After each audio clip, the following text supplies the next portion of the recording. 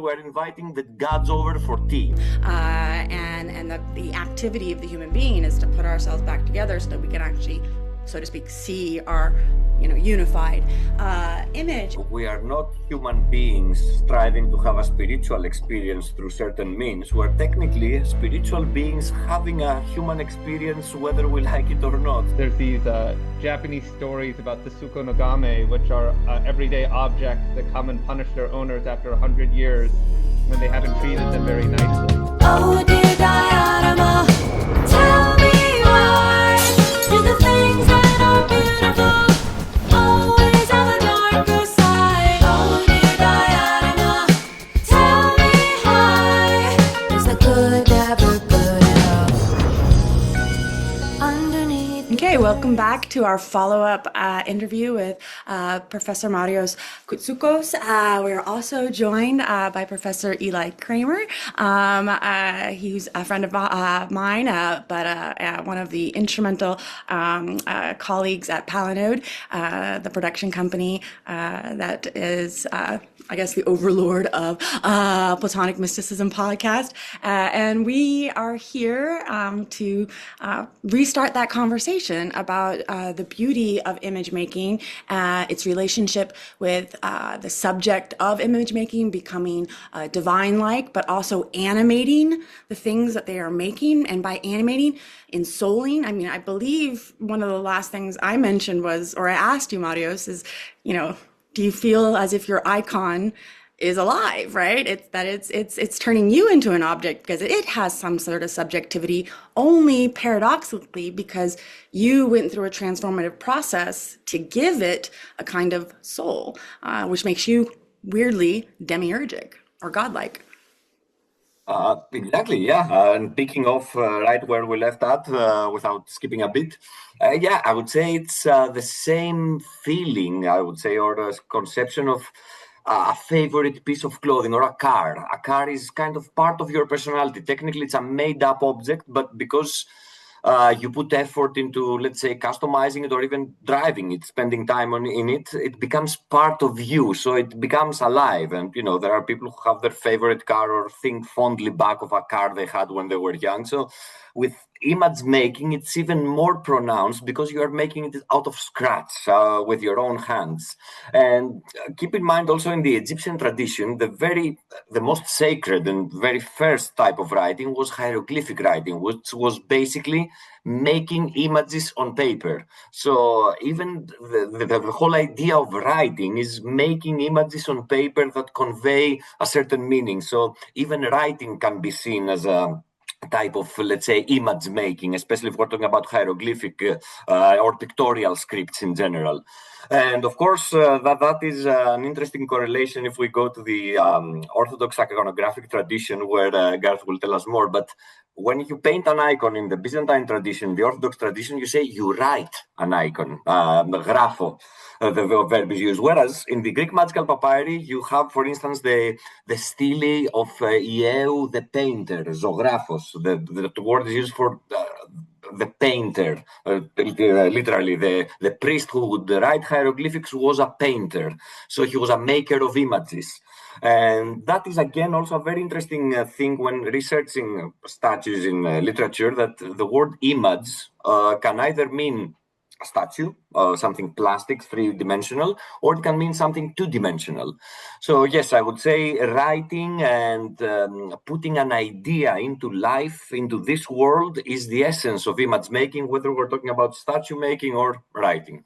Yeah, no, one of the things that I find fascinating is I think about the Neoplatonic idea that the divine has put its signature, its glyph, so to speak, in all things, right? So that part of what a theurgist or hieratic person, the knowledge they have is the knowledge of those signatures, those imprints, literally, right? And then we think about the fact that writing is kind of imprinting, right? And painting, stamping, right? But even the photograph is a photographia, right? It's the imprint of light, right? Much like a thumbprint just being put on. And so again, this idea that to think of the divine as putting its own signature at the bottom of a painting, and that's part of the painting. How it comes alive is because of that unique glyph, that unique graphe, and that we too reproduce that, not out of vanity, right? A lot of people are like, I'm going to put my name on it. It's vanity. No, but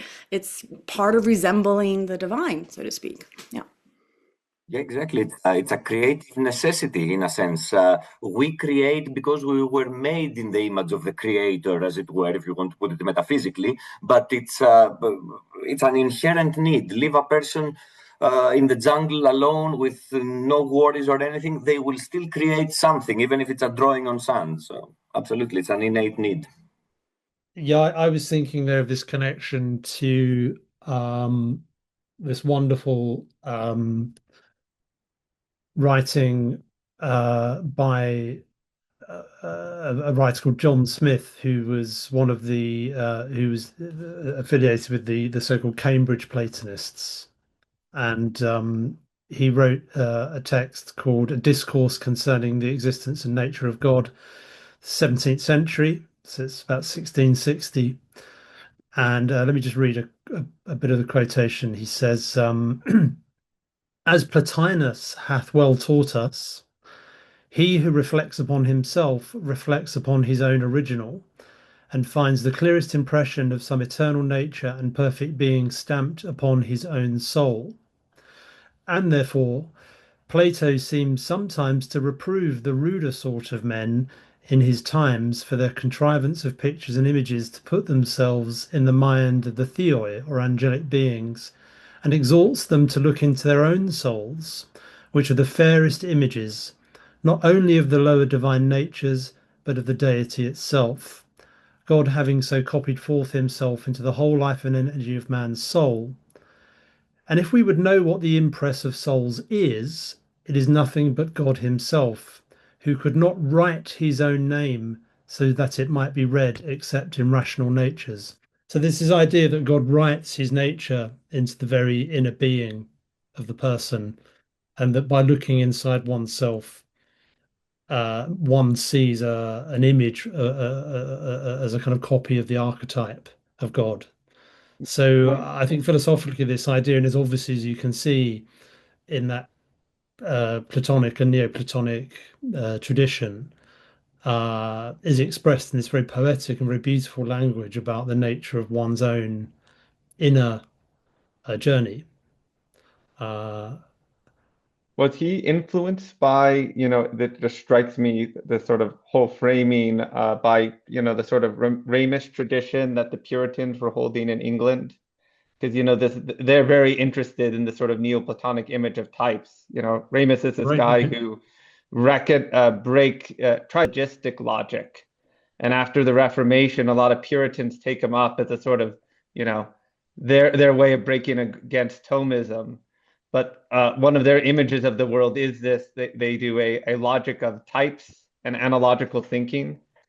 So it's like, it's a world where, there's all these impressions, resemblances.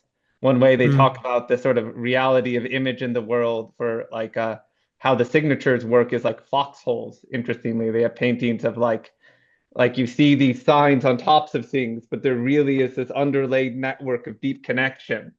And it's like, I think part of the expression too is it's natural and not made up. It's not like the impression is our abstraction of things. It's a real relation to the world.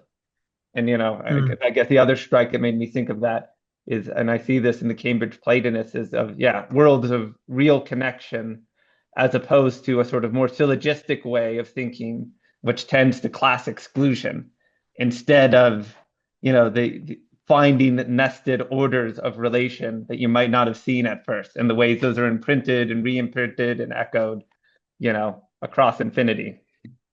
Yeah, I find this fascinating, and at least in the theurgic practice of making ensouled statues, this is the key concept, finding these, let's say, as you said, this network of real and actual connections, because an animated statue is made up of the materials that are connected with each other. So, for instance, if the bee is connected to the sun, then beeswax is also connected to the sun, and gold and the color yellow as well.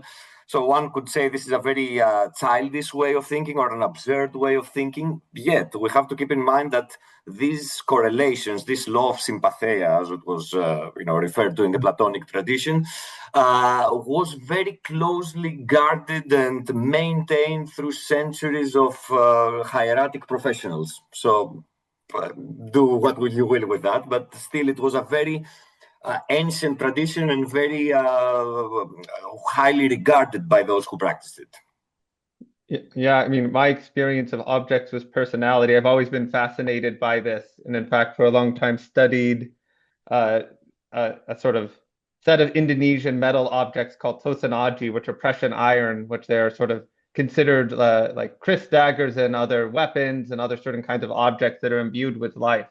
But I always found fascinating the term for a maker of this empu, which now is associated with smithing, was originally a term for a court poet, because the assumption is always like a really skilled poet. There's just something you feel about the liveness of the text, the force it has in the world. And I can just say from experience as a qualitative feeling, and I even know this from people who would, have a pretty scientific, positive orientation. There's something with one of these that was made by a really skilled craftsman that feels alive, it feels warm, it feels tuned. And anyone who's worked with an instrument before that, and has a higher level of quality, there's something about the alignment and sympathies that, anyone who's dealt with the magical traditions of sympathies sort of externally might think it's sort of abstract or childish, but anyone who's had to work intimately with something feels. And this is another example I always think of is there's a lovely essay in a collection I was a part of on personalist objects by philosopher Ralph Ellis, who's a jazz musician, on his both personal relationship with his piano, but also his piano as a personality and a growing personality that, gets tuned out. And, any musician worth their salt just in their relationship feels that deeply. So, for me, just as a phenomenological experience, if you were just to bracket assumptions about it and our experience with objects, it's so clear, both in the creation and the continued life engagement with something happens. You don't have to, you could have many genetic explanations about why that happens, but there's something that happens when you recognize that. And also, I'm intrigued by the quality that happens with artists who, as you said, are aware and develop skill sets that help you develop that kind of aliveness. I don't know quite how to say it. No, I completely understand. And actually, what many people think is our difference, or modern people's difference from ancient people, is technology. But that is not the case. Actually, the big difference for me is this consciousness level, this refinement of consciousness. What exactly you defined as this connection that may seem absurd or even childish to this positivistic way of thinking that for some reason has become the dogma and established. So nobody voted for it. I didn't. But, ancient people did have this different idea, different perspective of things and different reality. And if we get down to consciousness studies and what is reality, reality is what you perceive. If something you refuse to perceive it as a reality, then okay, it's not a reality for you, but that does not negate its actual being of reality, its essential being of reality. So yeah, I understand that especially artists have this privilege, let's say, of veering towards the more ancient way of thinking or the more natural way of thinking, I would say. I would call it a more natural way of conceiving and perceiving and experiencing the world. Yeah, and it's interesting in that way that the dominant kind of counter current, as it were, to the positivistic and materialistic understanding of the world is commonly a kind of Neoplatonic one, and this is one that really we've talked about quite a lot as being a sort of recurrent set of images, these eternal symbols that can't help but overflow into the minds of artists and poets and writers, for whom they're irresistible signs of truth and perception, but which otherwise we've come to be ignorant of, or at least oblivious to, in some way.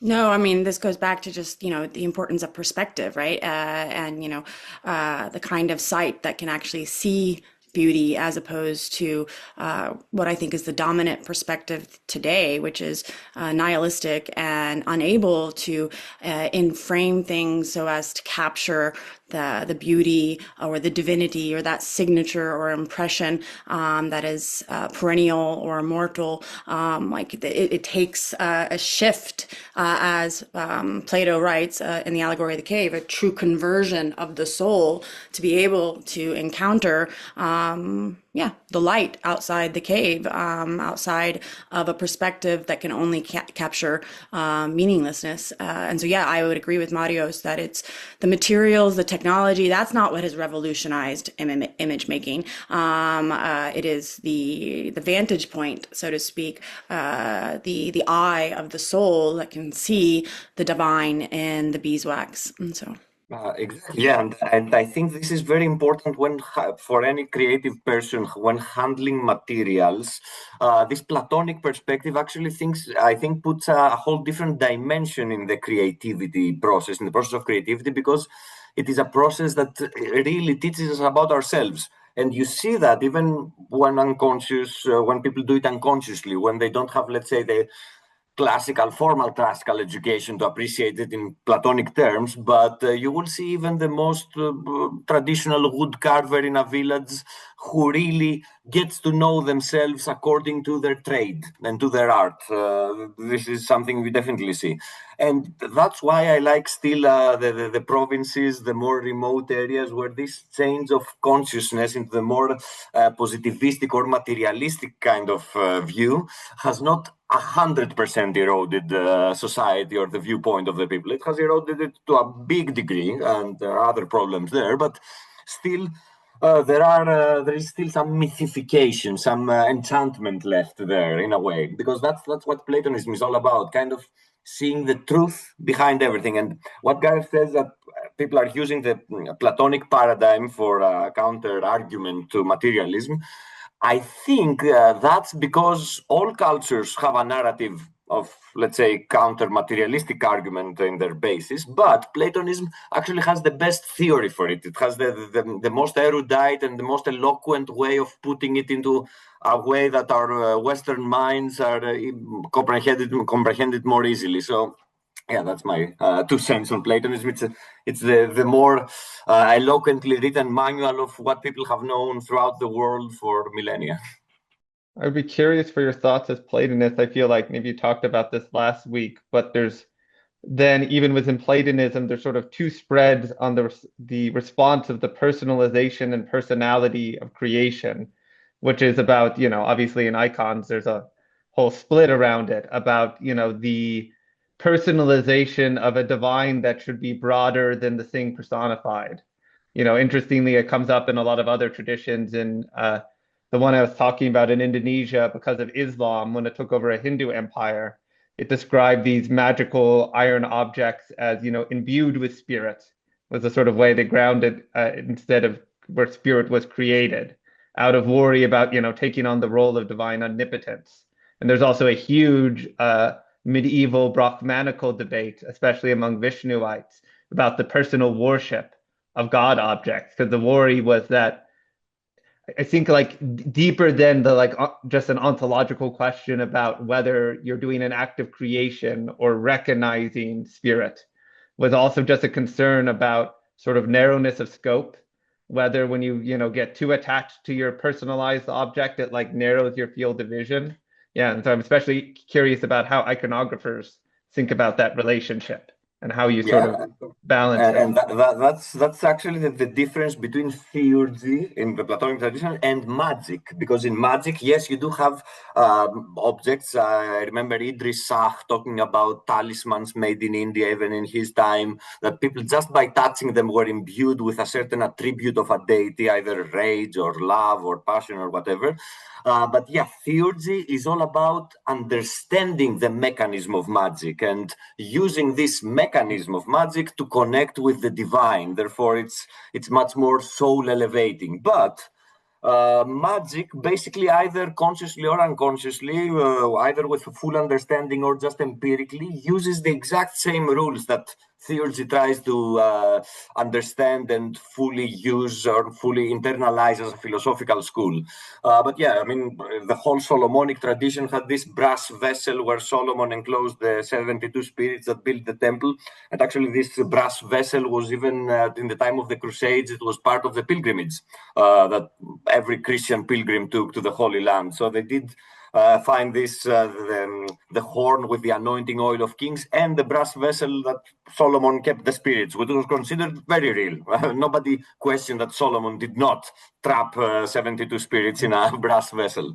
So, yes, when it comes to image making, I think it's all about one's perspective. But you can make a very efficacious image just magically saying, like in the Islamic talismanic tradition, for instance, they are only interested about the efficacy of the statue made. If you read the Picatrix or other such books, grimoires of Islamic magic.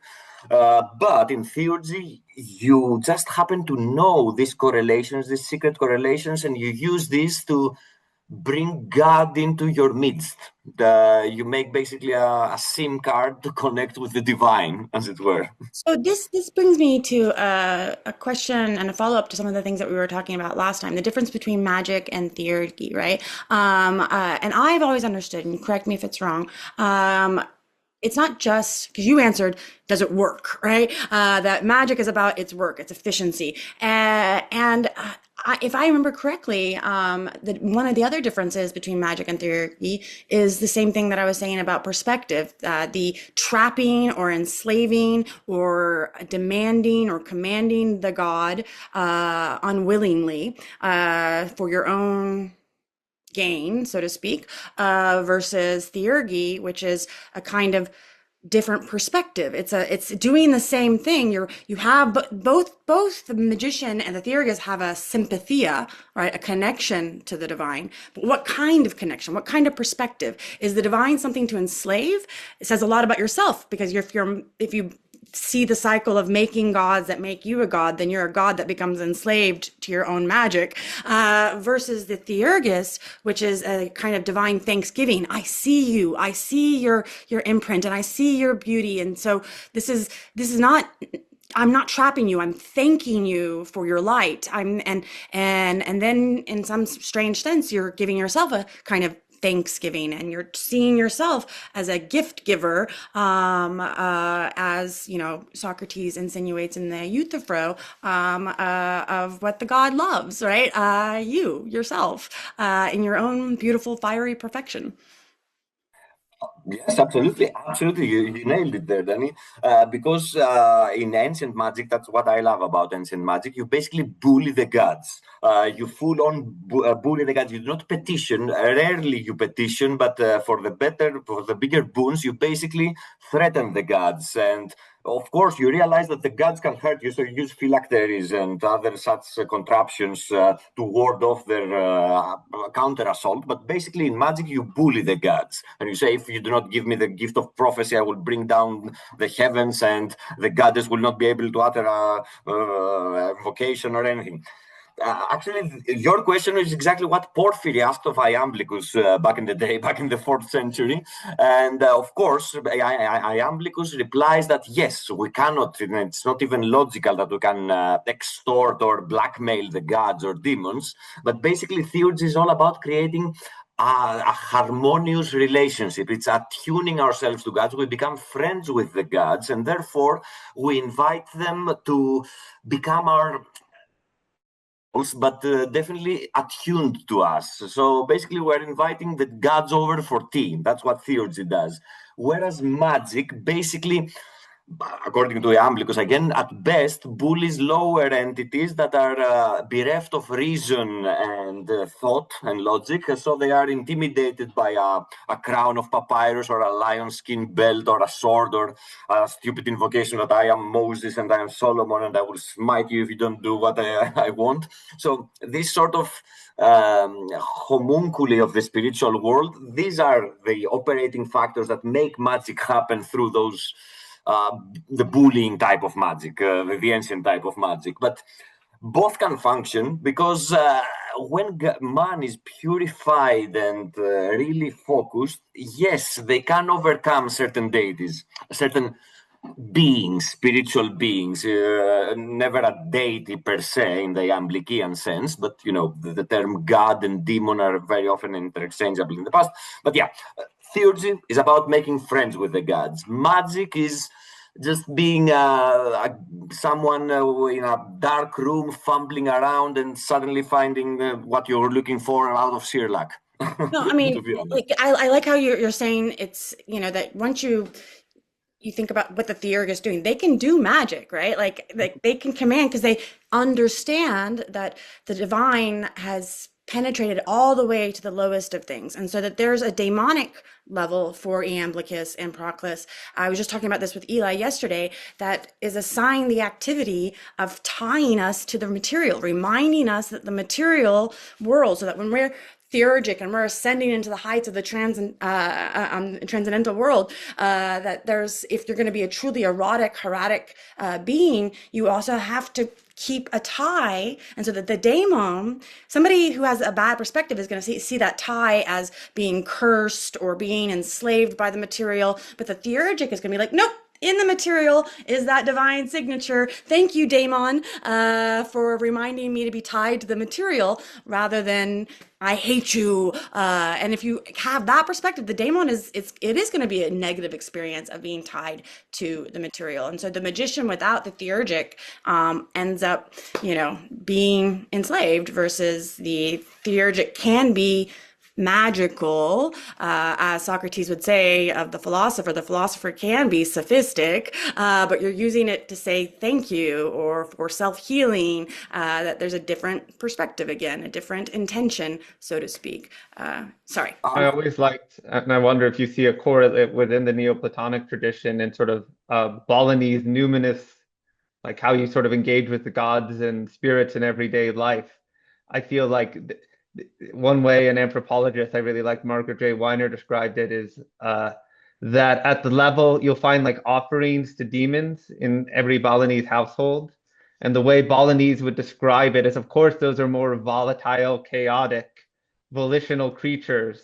But there's still a relationship you have with them, and it's better not to have relationships that produce more chaos. So one thing I guess that was striking is I wonder across numinous traditions if there's a sense, because I think it's definitely in Balinese Hinduism, that higher spirits, that sort of engagement themselves are more in themselves and more prone to contemplation, and more earthly tends to be, volitional and well-oriented. And that affects whether you're on, let's say, the theurgic side or the magical side too, depending on the sort of order of engagement you're having with the world. And yeah, it's like not so much you always, even within, if you want to be, let's say, more white magic-y or theurgic and more contemplative, you still have to be aware of the sort of gravity of volition, maybe. It's the way I would describe it, around you, and attend to it. And if you don't, you're probably being foolish and naive about the world you live in. Can I ask a question, please? Yeah.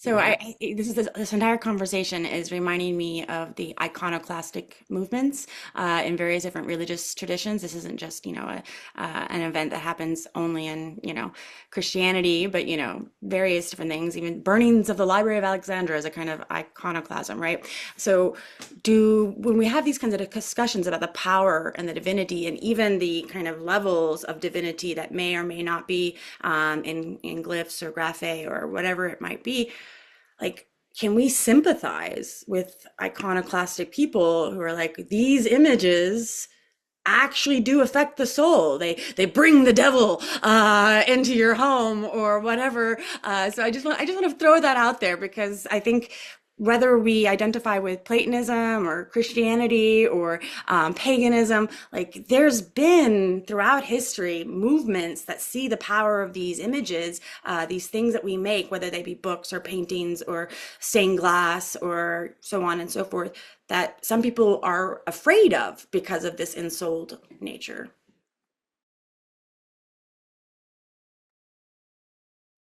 Yeah, Yeah. I mean, yeah, I mean, yeah, iconoclasm is even today. Even today, we have iconoclasm. There are forbidden symbols. There are something you cannot do because it offends people. Now, this is modern day parlance, but this tells us. I'm not making a moral judgment on anything. Just saying that this tells us that symbols have power, and people who want to wield or control power, they will attack symbols. So even if materialism tells you symbols and images do not have power, we don't accept that, that's foolish. Still, you see, even today, this practice continues. That's my 5 cents on the matter. Yeah, just not to overharp on this point, but I think it's a brilliant example of how profound that could be. That same anthropologist I was talking about, Margaret J. Weiner, talks about an image of a moment of sort of iconoclasm at multiple levels when in 1908 the Dutch are invading the royal palace of the sort of central royal palace of Bali in Klungkung, and one of the princes, high princes, stabs either his spear or his dagger into the ground as a, it was supposed to be a final act that would sort of break the Dutch conquest, sort of going nuclear option. And nothing happened, and the Dutch interpreted it as, a sign of, sort of primitive, backward, magical Balinese thinking. But her uh, description is, if you actually talk to Balinese about the event, it was, people who had been bending towards black magic for a long time and had been sort of using up their power. So it showed a both of them saw it as weakness, but the weakness they saw is very different. And why she's interested in it was is like she sees it also as an iconoclasm of colonial engagement because she's interested in colonial characters and what those mean for people, what the images on both sides did. And so what I thought was cool about the image is literally there's one moment that's supposed to be like it breaks the potency for the Dutch that these, weapons, it just shows the world is naive. And then on the other side, it reinforces it and just means something very different about like our relationship to these propitious things. So yeah, I'm very interested in those moments of interpretation that are real for people but mean very different things. And I guess another reason it struck me too is I think that's sort of like the perspective on magic and theurgy things. It's a good example of like how I would try to describe people who are when they feel that's too cosmic woo-woo about how that actually works in people's experience. That it was real and significant for both sides, whatever you think of their sort of genetic explanation of it. So, I find that stuff fascinating. Yeah, I'm just looking for a passage in Plotinus while we're speaking, which I haven't yet found. But one of the things here about the nature of iconoclasm and its opposite, iconodualism, is, as you say, Marios, this tension around the power of symbols, but also, the potentially deceptive quality of images as well, and I mean, here we touch on other themes which are part of iconoclastic debates like idolatry and true images, true symbols, and all of these kinds of technicalities, as it were, that have been debated across the ages, across many traditions. Um, but if we focus in for a moment on this question of whether or not the image is a true image, then this gets us part of the way to perhaps some of this other aspect we're talking about here about the dimensions of difference between magic and theurgy. I don't know, maybe there's some parallel there. But I was thinking of this passage in Plotinus, which is in Ennead 4:3. It's 4:3:12 is the reference. The soul of human beings saw images of themselves as though in the mirror of Dionysus. And there's this other part of the Enneads where he talks about souls kind of plunging into the depths and the mistaken image, like Narcissus. And so there's this sense of the deceptive quality of the image. J.A. Stewart, in his book The Myths of Plato, he describes it like this. He says, souls remain at peace above till, like Narcissus, they see themselves reflected in the mirror of Dionysus. this is the flowing stream of sense and generation into which they plunge, mistaking the image for reality. So again, there's this sort of tension there, isn't there, between a caution towards making images, or at least looking at images incorrectly, let's Or say. even like relationships, right? This was sort of getting to that point. I was thinking about the traditions around idolatry in it. I feel like there's something about the indexicality, like both seeing it as a real relation, but not everything, that's really hard about image relation.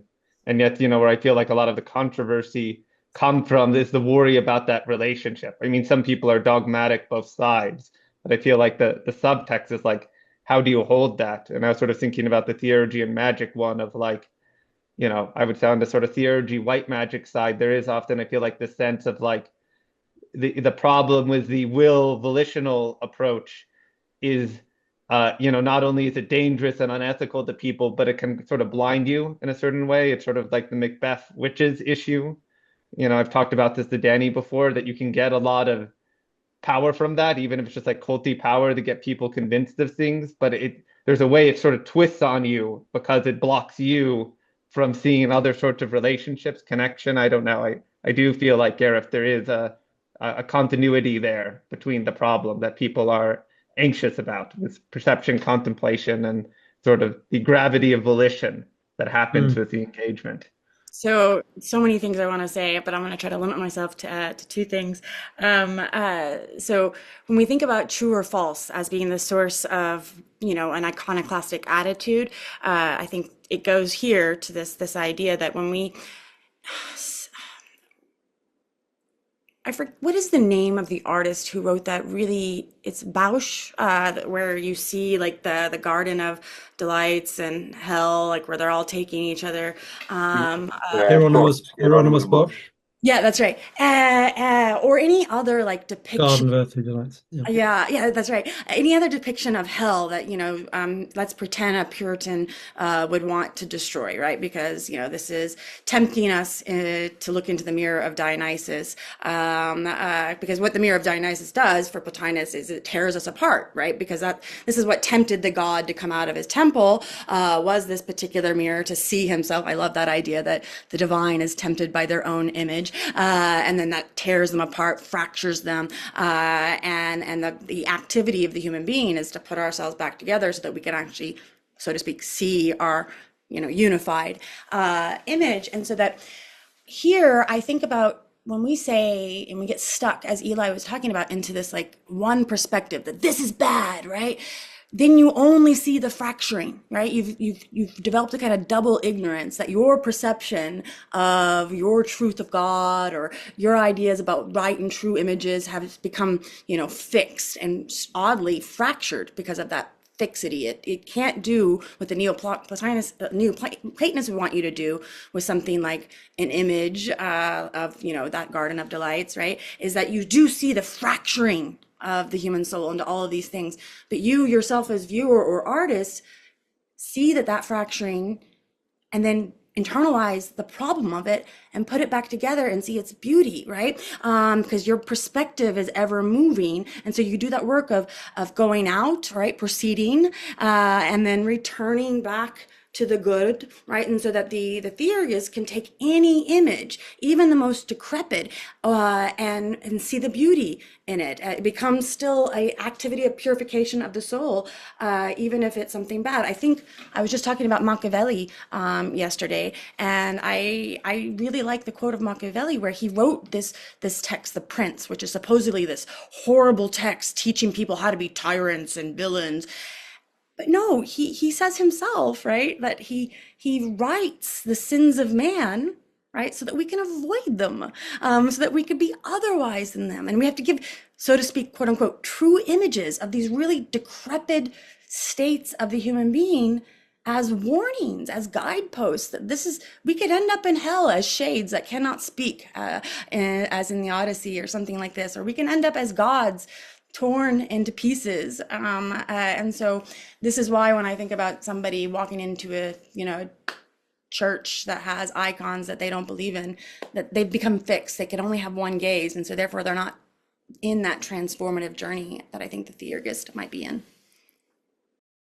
just a quick one from me, which was that, and interestingly enough, I knew there was a connection because this comes back to what we were talking about last week about the inner temple or the inner citadel, which was the other passage in Plotinus I was thinking of is 168.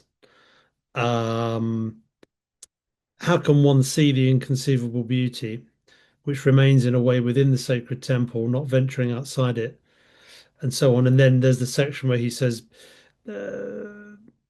but he should not run after those images, but realize that they're images and traces and shadows, and flee towards that of which they are images. Otherwise, the soul plunges down. And so it's this idea of, as you say, is it? And interestingly enough, I think that relates to what you just said there, isn't it? Because it's about what the image points to rather than what the image is in its essence as well, which is the distinction to make here as well, isn't it? And this perhaps goes back to your point, Marios, about the attitude or the how one, if you like, comports oneself towards the making of things. Absolutely, absolutely. I mean, it's all. For me, it boils down to that we are not human beings striving to have a spiritual experience through certain means. We're technically spiritual beings having a human experience, whether we like it or not. So it's all about trying to reconnect to our actual nature, and objects, which are part of this human experience, this material experience, are basically extensions of ourselves. Because, I mean, even in physics, they will tell you you're made of the same matter as the table or the chair you sit on, technically. So, yes, this sort of truth is reflected in a more philosophical kind of way, that it is way back to the mirror of Dionysus, as it were. Yeah. I feel like it points to that, I'm always struck with people's personal relationships with objects that, that sort of scalar order amoris does appear. And you really see also traditions that want this more open, indexical, but thoughtful engagement with the world. That you start, it's not just that you have personal relationships with the objects, but then the goal is to start using things less as casual use, more as a part of a sort of deep universe. And one example I always go to is this, there's these Japanese stories about the sukonogame, which are everyday objects that come and punish their owners after 100 years when they haven't treated them very nicely. And in fact, the origin of them is this very interesting discussion among the sort of integration of Shinto and Buddhism about what has Buddha nature, what's incapable of an enlightenment. But one thing you'll find, I know from talking to Japanese scholars, like in fact, a lovely paper in that collection I was mentioning on it, that's still common in Japanese culture is carefree. Like you'll see old umbrellas really carefully cared for, or broken paintbrushes or pencils, because the idea is like, I think that people take up is like, even if you don't literally believe, there's something about the efficaciousness of the story that you want. It's like a caution about how you relate to things that, it's still a strong thread within Japanese cultural life, not to waste, to develop care for things in themselves as they are. Doesn't help that they may do revenge on you and attack you secretly at night, as a collection of motley objects. But I was struck of that as a real consequence of like once you develop that sort of relationship. I think that's fascinating what you're saying, Eli, and I think the modern world, the modern idea of consuming and having one use type of things is totally against that. It goes against this grain of giving value to material objects. But then again, I think it's always the same conundrum as it happens with magic. When you practice magic, you basically have to accept that it works, right? So you can achieve anything you want. So it's a tool of self-realization. So I think that our relationship with also material objects, or espousing a belief like that or not, tells us about ourselves. Right? It all comes back down to discovering ourselves through that. So as long as you believe it, the journey towards your inner self begins. So that's for me the key point there. Yeah, and strangely, with like can be like positive consequences both directions. Like, another one I always think about is like how certain objects, gain personality over time, and there's like real significance. Again, to use an Indonesian example, gamelan instruments that are a couple hundred years old the bronze sets in, and so the sort of tone is a little richer and darker. And so, one of the first things they said is, keep nice care of these creatures, they'll come back more efficacious. And that's not, merely a sort of subjective, qualitative, what a sciencey person would imagine, feeling. It has like real effects on how you relate to things. I think about books too. You can see I would have to admit, I have a pretty abusive relationship with my books. And see that in a real way and see it over time. Yeah, they become holy books. I mean, I have a HarperCollins edition of The Lord of the Rings I've had for ages. I have many better editions of that book, but this tattered paperback edition of HarperCollins from 20 years ago, I absolutely love it. It has a whole different, let's say, not just meaning, but it has different vibe as well. So, and I'm sure if I even gave it to you and you didn't know anything about its story, you would at least sense something of that vibe, of that, even of that book. I totally agree with that. This brings us full circle, right? When we started, right? We were talking about like writing and this kind of making of a glyph and the sacred symbols and these things. But then what you're touching on with how to treat a book, right? Like I don't know, maybe it was my mystical side when I was a kid, but I always felt that books were living things, right? And that if I slept with a book on my bed, I would be affected by that because it's whispering 1,000 different, so kind of like weird, you learn by osmosis, but not really, right? Like this kind of childlike innocence. But the reason why I'm bringing this up is because I think about the whole scribal tradition. Like my text of Plato, my Loeb editions are somebody who likes order and keeping things clean and pristine would be aghast at how I treat my Platonic Loeb editions because they're filled with notes and marginal commentary, circling and scratching at the Greek to like somehow I gotta figure out what this really means and I don't think that that's bad, right? Because this is what scribes did, right? This is how it kept going. Was that Joseph became Pepe because you put father of the father on the side, and it becomes a shorthand to be able to remember these things. And but in any case, the point is it gives you a chance to talk to the text as if you are in a conversation.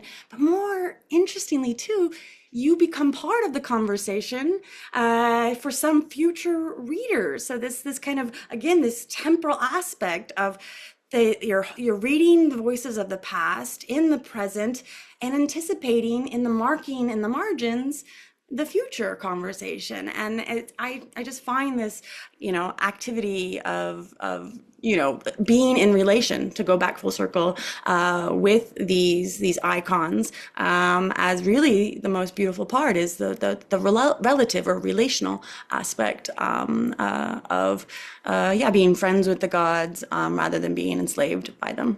I mean, I worry about people not having the marginalia relationship with their books. There's even a nice piece by a colleague of ours, Matthew Sharp, was a student of his, Kirk Turner, where they did a brief genealogy of bibliographic work, which was rooted in marginalia. And one of their points is, it was a spiritual exercise, ascesis, for most of its history to have that relationship. And it wasn't bibliography for the, citational edifice. It was supposed to be about this relationship we're cultivating, and not just West. Like there's both in the Tibetan Buddhist and Brahmanical, and in Confucianism, there's these whole lists of transformationally important commentaries that are a part of a developmental experience that you engage with and then comment on and participate in. And I do think that's gotten lost from our engagement with the sort of great books orientation to things. Yeah, no, this is exactly it. I always tell my students when it comes to scribes and the ascesis of being a scribe or doing commentary, it's this. These were people who could have been, pot makers or pirates or all sorts of other activities, but they sat and just sat and thought that this book was so important because it takes years to transcribe one sacred book, right? And so, but you thought it was so important that you let yourself be a scribe. And then the same with the commentary that you had elevated to a level of now I'm not just going to write this book out, over and over again, but I'm gonna do my best to have this kind of dialogue with it. And then again, it's not like today where I'm just doing it as a business profession or a printing press. Like it was a sacred activity to sit in silence, to be an acousticoi, if you will, and just do that work of writing out all the sacred teachings. And then perhaps one day you too would be able to have a conversation with God or the divine. And so.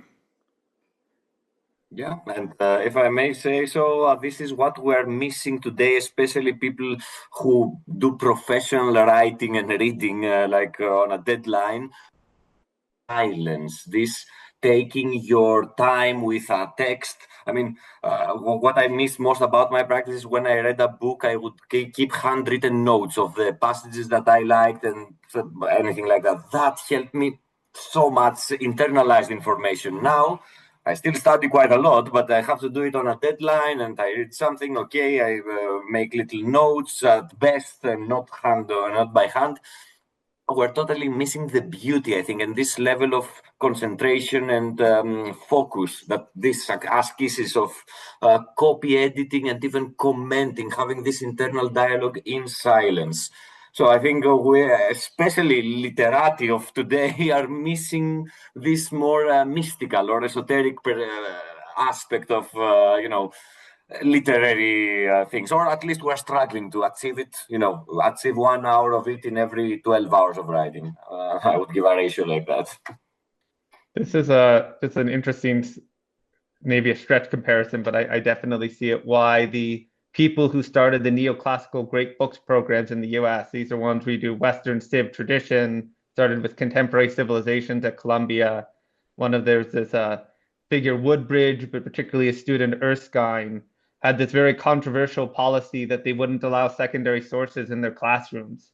And students were only allowed to be in facilitated seminar discussion of a series of great books. Why? Because they said, once you get into the technological sort of building the edifice of historical knowledge attitude, you don't develop this relationship with books. And scholars are too oriented towards this second thing than being the sort of deeper person of letters. And you have to leave to the person, once you put in books in sequence, to sort of get engaged with this and, to see how other people are commenting on each other, see and engage with this. So they were, almost reactionary in their concern that university education already at the turn of the century was moving away from this kind of engagement with books. And they wanted to recapture it zealously, give the sort of flight one for it. But I think it is the same concern about how we engage, and that there's something hard with modern scholarly, historical, philological study that can be a harm as much as a help, as they see it. I mean, they would put it more in the harm category. I'm probably more flexible than they are on that. Well, for the sake of time, I'm going to have to wrap things up. We went all the way from icons to text, and traversed the idea of memory and magic and capturing gods versus being friends with gods, to the temple, to reconstructing the human soul, divinization of ourselves and the things that we make, and now the beauty and interconnected nature of great books, right, which are themselves, right, if you take them seriously, imprint signatures of not only their authors, but the divine that inspired them. And as per usual, I have a funny feeling Gareth has some quote. Well, I have something very short, I suppose, which is just is St. Augustine, which is, the more the soul extends itself towards that which is eternal, the more it is reformed according to the image of God. So this what we behold, how we look, takes part in our self-shaping transformation. Danny, do you mind if I throw one there in there too? Also, I because would you're love doing it. Emerson. Love it. This is from Emerson's American Scholar that I think touches that thread And and it's funny, the that's the quote I was looking for is something from Emerson that I read yesterday. So go ahead, that's great. we can double up on it. This is one I often use a lot because this is his book, Oration, in this sort of yearly lecture that was given at Harvard at Phi Beta Kappa about the meaning of learning and what we're going to sort of try to do differently and more authentically in American education. And he says, of course, there is a portion of reading quite indispensable to a wise man. History and exact science he must learn by laborious reading. Colleges in like manner have their indispensable office to teach elements, but they can only serve when they aim not to drill but to create, when they gather from every ray of various genius to their hospitable halls, and by concentrated fires set the hearts of their youth on flame. Thought and knowledge are natures in which apparatus and pretension avail nothing. Gowns and pecuniary foundations, though of towns of gold, can never countervail the least sentence or syllable of wit. Forget this, and our American colleges will recede in their public importance, whilst they go richer every year. Beautiful. Amazing. Yeah, you captured one of the ideas. The idea was I was going to look for the quote where it's all about that when the soul sees the fire in the object, then that's a process of seeing the fire in oneself. And so, and just this beautiful idea that, we possess this magical ability, right? And somebody like Emerson, long after the Neoplatonist, is relating it with the same kinds of words, phone, and symbols and letters, like this continuation of a tradition of beauty, so to speak, through the kinds of images that we make, and the transformative quality of books and paintings and so on and so forth. Eli, thank you for being here. Marios, thank you again. I hope to have both of you back sometime soon. Thanks for having me and just sort of jumping in here. Oh, dear Great.